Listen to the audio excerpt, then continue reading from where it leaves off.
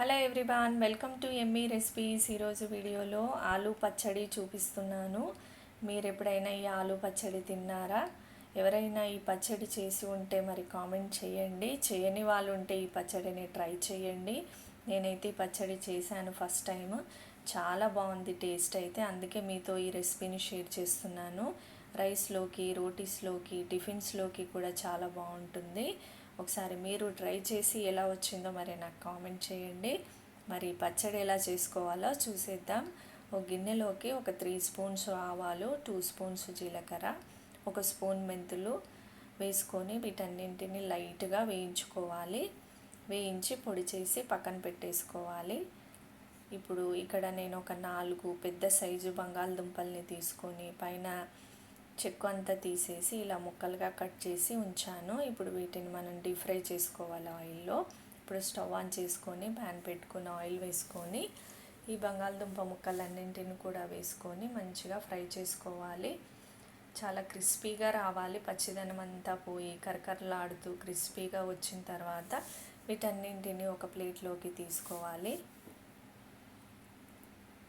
ఇలా అన్నింటిని ప్లేట్లోకి తీసుకొని చల్లారనివ్వాలి.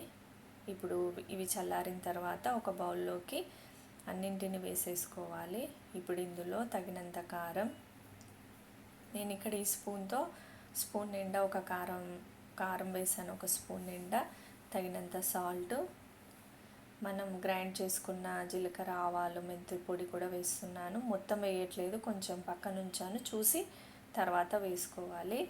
ఇందులోనే ఒక పెద్ద నిమ్మకాయ రసం తీసి వేసాను.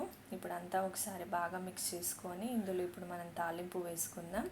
బంగాళదుంపలు ఫ్రై చేసిన ఆయిల్లోనే జీలకర్ర, ఆవాలు, వెల్లుల్లి వేసుకొని కొంచెం వేగిన తర్వాత ఎండుమిర్చి, కరివేపాకు కూడా వేసుకొని మంచిగా ఫ్రై చేసుకున్న తర్వాత ఇప్పుడు స్టవ్ ఆఫ్ చేసేసుకోవాలి. లేదంటే ఈ ఎండుమిర్చి, వెల్లుల్లి మాడిపోతాయి అన్నమాట.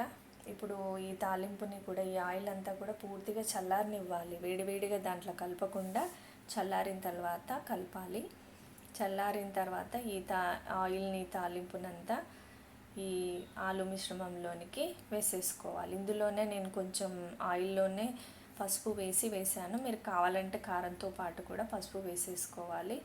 ఇప్పుడు టేస్ట్ చూసుకోవాలి. సాల్ట్ కానీ కారం కానీ ఏదైనా తగ్గితే మళ్ళీ వేసుకొని కలుపుకోవాలి. నేను ఇక్కడ కొంచెం మళ్ళీ మెంతి పొడి వేసి కలుపుతున్నాను. అంతేనండి, ఎంతో టేస్టీ అయిన ఆలూ పచ్చడి రెడీ. వీడియో కనుక నచ్చినట్టయితే please like, share and subscribe. Thank you for watching.